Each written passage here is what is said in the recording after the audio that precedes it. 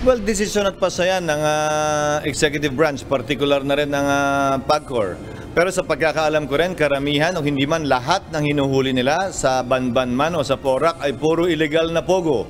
Wala sa Senado ang bola. Iyan ang punto ni Senate President Francis Cheese Escudero sa gitna ng panawagang tuluyan ng iban ang mga Philippine Offshore Gaming Operator o POGO sa Pilipinas. Ayon sa mambabatas, nasa kamay na ng Executive Department, lalo na ng Philippine Amusement and Gaming Corporation o PAGCOR, ang desisyon kung dapat pang payagan ang mga POGO sa bansa.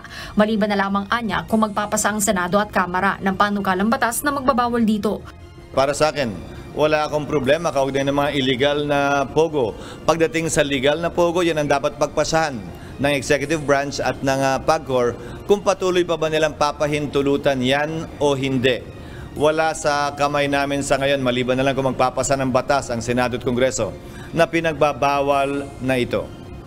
Sa ngayon, isang panibagong panukalang batas ang inihain sa Senado na layong paalisin na ang mga pogo sa bansa. Ayon kay Senator Sherwin Gatchalian, layo nitong ipawalang bisa ang Republic Act 11590 na batas na nagbubuwis sa mga pogo na pinirmahan noong 2021 ni dating Pangulong Rodrigo Duterte. Punto ng senador, bagaman nagdadala ng kita at nagbibigay ng trabaho ang pogo sa Pilipinas, nasasangkot naman ito sa mga krimen.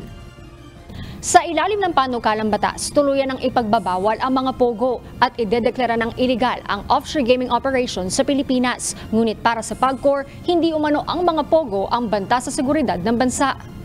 Sa isang pahayag, sinabi ni PAGCOR Chairman and CEO Alejandro Tenco na ang mga alien hacking and scam syndicates ang totoong banta sa bansa.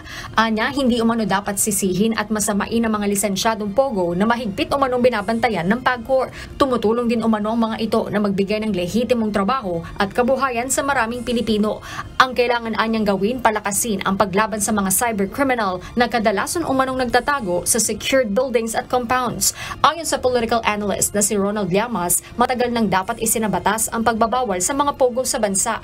Hindi na rin anya dapat magpasahan ng bola ang Senado at Ehekutibo at gawin na lamang ang mga mandato nito sa pagbabawal sa pogo sa Pilipinas. Long overdue na yan di ba? Long overdue na yan, ang dalas na pag-usapan. Ang problema, mukhang meron silang malalakas na protector. No? Mukhang merong malalakas na supporter. Kaya hindi nagagawa yan. Kaya ngayon, ang kaibahan ay ilalantad sila, di ba? Dahil pumutok na yung issue ng pogo, pumutok na yung issue ng Chinese special operations. So ngayon, mahirap na itago.